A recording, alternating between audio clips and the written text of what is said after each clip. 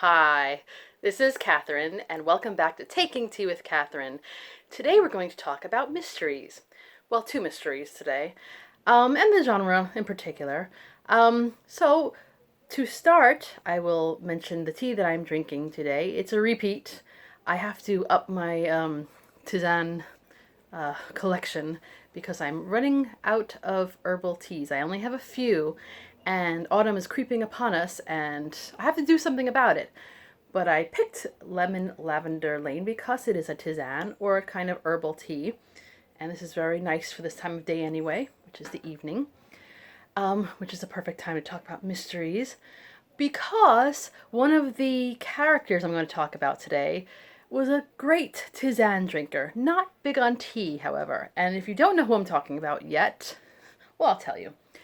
It's Hercule Poirot, and I know I've talked about him a little bit recently because he featured in halls and whatnot, and because I decided to pate, participate vaguely in the Classics-a-thon this month, and I decided to go easy and just pick two, and I've barely started the big chonker one, but I definitely read the entire book of the Mysterious Affair Styles from Agatha Christie, which is her first Poirot and pretty much her breakout novel because this was what drove Poirot into the mainstream, and it's a great idea. So when I say I'm into mysteries, I would never say that it's my only favorite genre.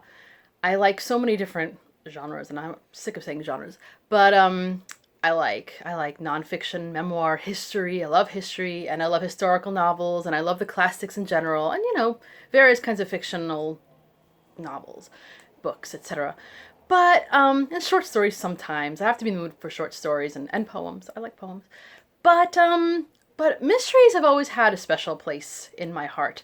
One of the things I loved, and I don't know if I've talked about this before, but as a young person, very young person in the 80s, there was a program that my family and I watched together on public broadcasting, PBS, in the United States, and they would feature mystery programs. So there were two there at the time. There were two different types of programs. There was mystery, and then there was masterpiece theater. Now they've kind of mixed them together, but they still call it masterpiece mystery. But in the 80s, it was in its heyday, as in suddenly all these amazing things were coming out. And the one I remember, of course, first of all, was Sherlock Holmes. And still, Jeremy Brett is my definitive Sherlock Holmes. And then Miss Marple. I love Miss Marple. But also Poirot came out during that time. And my family, I don't remember watching too much Poirot with my family. And I don't remember reading too much Poirot with my family. But it was a little later on. I remember reading much more Miss Marple growing up. Maybe one or two Poirot, because we had some copies laying around, so I read it at some point when I was in college. But yeah, so the genre has always been a part of my life, and I've always liked it. Whenever I've had an interest, I sort of found something, usually light reading, but when I became a cat person, I read all these cat mysteries, where someone had cats and they helped them solve mysteries somehow. When I became, well, I've been a tea person much longer than this, but I discovered a series that was like a tea shop mystery series by Laura Childs, and I think she still writes them, and I should get back into reading them, but and they were really good, especially if you like reading about tea and the running of a tea shop or tea house. But I started really predicting the perpetrator, the bad guy, the bad person. So sometimes when you do it too much, you get a little bored. So I moved on from there. But needless to say, I'm not reading a mystery every day of my life, but I do quite like them. So I thought what I'm going to do is I'm going to occasionally, maybe once a month, go into all the mysteries I've read that month, which is probably going to be one or two. So let's get started. So I mentioned the Mysterious Affair Styles, and it's interesting because, again, most of what I know about Poirot is from what I watched from the David Suchet version, so I'm only beginning my real reading of him. So I may have some things jumbled up. I may not know everything yet. So that's why I wanted to start at the beginning, and this is really the beginning. So this is during World War One. And it starts with Hastings as the narrator, and Hastings is the kind of guy who he's not a bad person, but he's presented as a little bit stupid. When I say stupid, not completely, but he just doesn't get it right, if that makes sense. You know, he never gets it right. He doesn't catch on. He's like Watson, but I don't know. Watson seemed to be a little less clueless, and like in the sense that Watson couldn't figure some things out because Sherlock Holmes was so brilliant that only he could have figured things out. Whereas Hastings, sometimes you feel like just look, just pay attention. But then again, I've only gathered that from this one book. I don't know if he's going to keep being like that, but I have a feeling that's how they write him. In the television show, he was very well portrayed, and he was a little bit more just an everyman. And I think in a way you need that because someone like Poirot is quite original. So apparently, I didn't realize this. I thought that this is where they met, but apparently they had met each other at some point in Belgium, and they don't really get into that too much. But it's just briefly mentioned that Poirot was, in the police in Belgium, and he was very intelligent, very brilliant. So that was already established by Hastings. So they run into each other when Hastings is visiting an old friend at his house. The house is basically run or left to for lifetime. His the two brothers. I don't want to get into the whole thing, but the stepmother, and her name is Emily Inglethorpe. Inglethorpe because she's remarried recently, and no one seems to like this new husband, and people think something's up with this guy, and then just a short time into Hastings staying at this house, of course, Emily Inglethorpe dies. So, how did she die? Did she die by accident? Did she get sick? Was it murder? Of course it was murder. And of course you probably realize, if you know anything about Agatha Christie, that it's poisoning. So, there's a lot of poisoning in Agatha Christie. She was quite the expert on poisoning, apparently. And you know where I found that out? From a Doctor Who episode. There was a Doctor Who episode where the Doctor and Donna, who was his companion at the time, one of my favorites, your mileage may vary, but they meet Agatha Christie and they somehow solve a crime together. And yeah, that was actually the episode that made me really like Doctor Who, even though it was kind of silly and whatever, but I just, Agatha Christie. So, yeah, I really admire that her knowledge of poisons. I assume it's correct. Anyway, I digress. So the sad thing about this is that at this point Poirot is living nearby, and he's living under the patronage of this Mrs. Inglethorpe because he is a refugee. During World War One, there were a lot of Belgian refugees that settled into England, and actually Agatha Christie had noticed some of them, and that's what inspired her to create Poirot. So I think that's actually kind of interesting. It's a little bit of history mixed in, and I love historical novels, so that's good too. And so since he's staying nearby, and Hastings knows this because they had run into each other, he gets Poirot involved. And Poirot wants to be involved, I think, because this benefactress, was killed. And not that he's overly emotional about it, but he's. Anyway, so then it's the regular roller coaster of where Poirot is figuring things out, and then he gets upset because something seems to go wrong, and then people say all kinds of things. People tend to say things that are quite prejudiced in these books, and some people may have a problem with that, but I think it really fits the time. And sometimes you have to read these things with knowledge of the history. There was a lot of xenophobia, I guess, in England, and the fact that Poirot was a Belgian wasn't always easy for him and for other people because they had their own preconceived notions to foreigners. But there's other prejudices and other phrases and words that are used sometimes that I have to take a step back and go, oh, and then remember it's the time. But it's such a good story. Like, it is the full package. You know what I mean? The people who you think might have done it, and then there's a twist and a turn, and there's disguises, and there's, of course, wills. There's always someone left a will, or it got destroyed, or what happened to the will. All of that. It's good stuff, and there's relationship problems. So, as usual, almost everyone has a reason or a motive for killing someone, even if the person wasn't a bad person. There's just always some sort of reason why everyone's a suspect, except Hastings. Should find out that maybe he or Poirot were actually the ones who did it all this time, kind of like Murder She Wrote. If you ever watched that, it's like, how do they stumble into so many murders? But anyway, it wasn't a long read. I read it in a short period of time. A very cozy read, because it's not gory or anything, and it does settle itself pretty well. Pretty much every Poirot that I know of ends with him gathering everyone into a room and going into his story of how he figured it out and accusing the person, and then it's maybe a little more explanation, and that's it. It sounds formulaic, but really it's not. It's really good storytelling. You don't always get, you don't always solve the mystery on your own. At least I don't, and I'm not a genius with these things, but I can usually figure it out once in a while. So a lot of times I've been confused a bit, not as much as Hastings, but still confused. And I'm glad I read this one, and I'm looking to move on to the next one. I think it's Murder on the Links. I don't need to read all of them in order, but I'm going to try to in the beginning. So now we're going to go actually kind of in the same time period, but a very different location.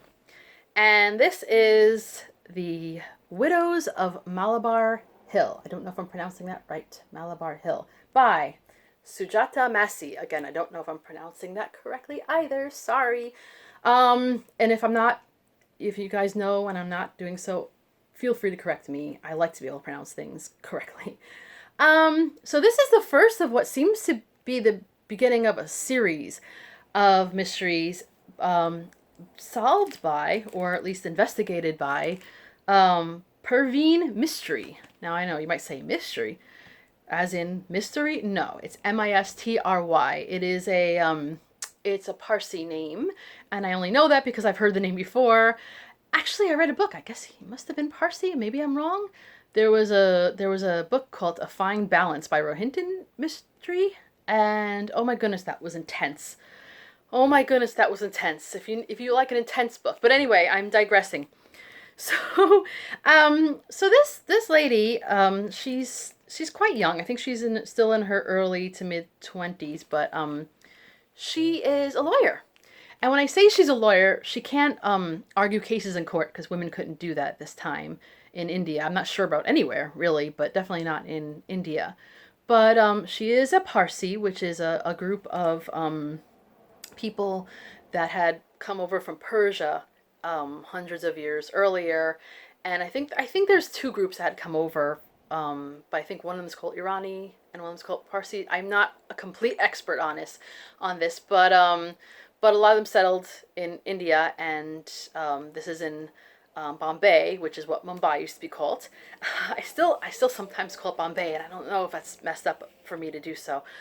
But anyway, it starts in 1921, and which I don't know is an interesting year for me. I know a lot of people who were born in 1921, and I remember I enjoyed that time period on Downton Abbey.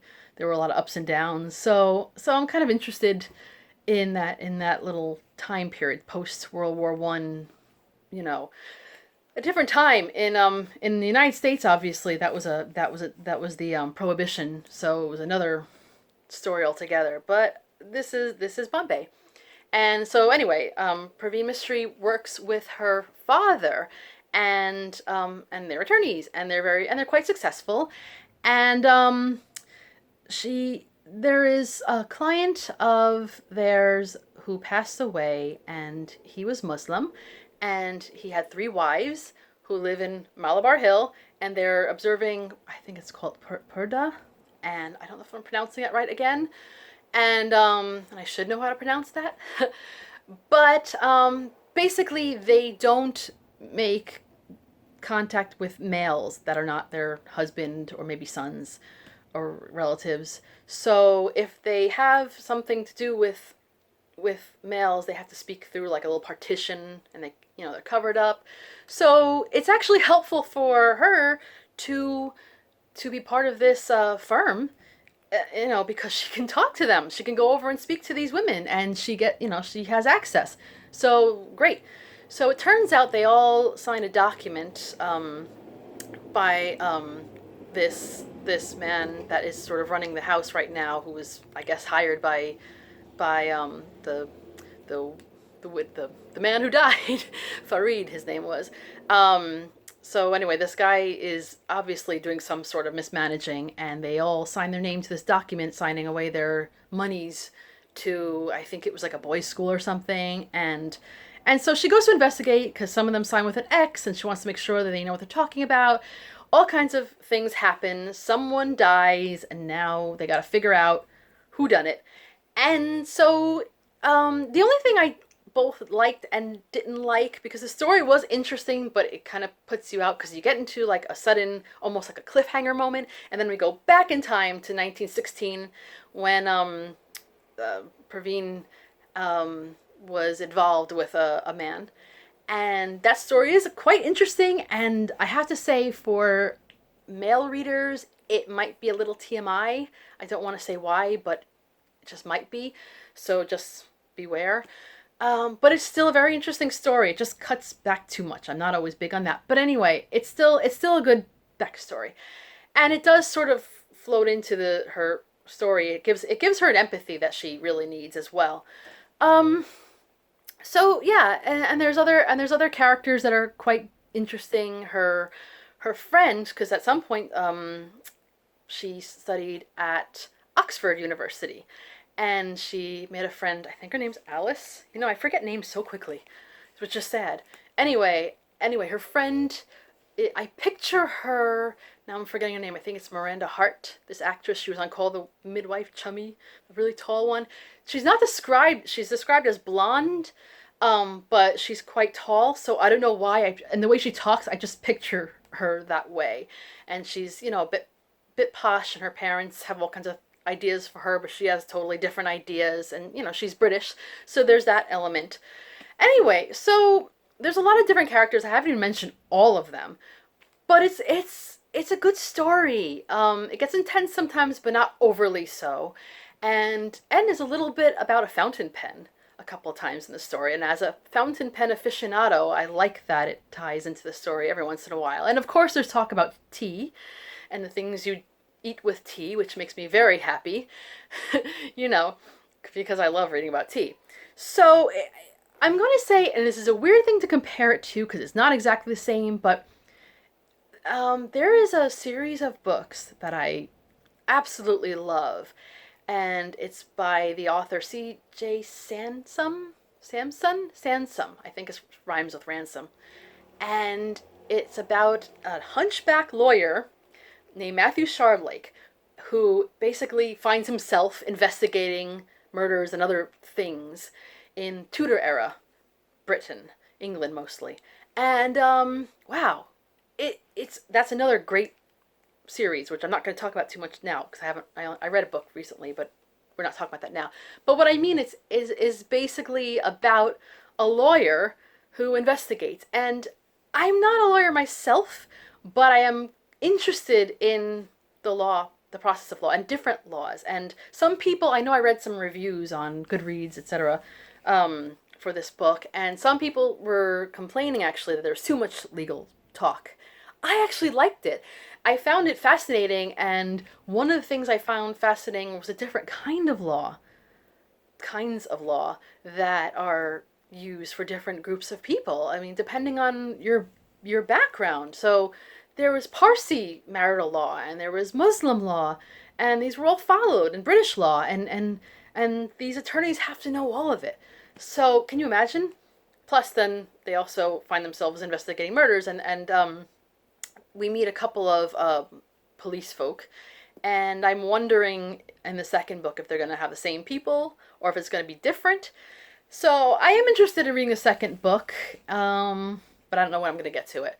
Anyway, so those are two slightly different types of books, actually very different kinds of books, but I love them both. I think I love this Agatha Christie the most, but I quite like The Widows of Malabar Hill, and I would like to read some more of this author's books.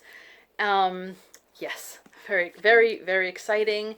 And if you've read these books, please let me know if you have an opinion on them. I'm sure many of you have read Agatha Christie, so any talk about Agatha Christie. I follow quite a few people on BookTube who talk about Agatha Christie, and it never gets old to me, at least in my opinion. So that is all. Oh yes, and feel free to subscribe. And yeah, I always have trouble wrapping things up, don't I? I have trouble wrapping up presents too, by the way. Oh my goodness. If you ever get a gift from me, just be happy it's in a gift bag with like a little stuffing, because I can't wrap things for anything. But anyway, we're finishing up with the tea. This is Catherine from Taking Tea with Catherine, and I hope you enjoyed. Bye.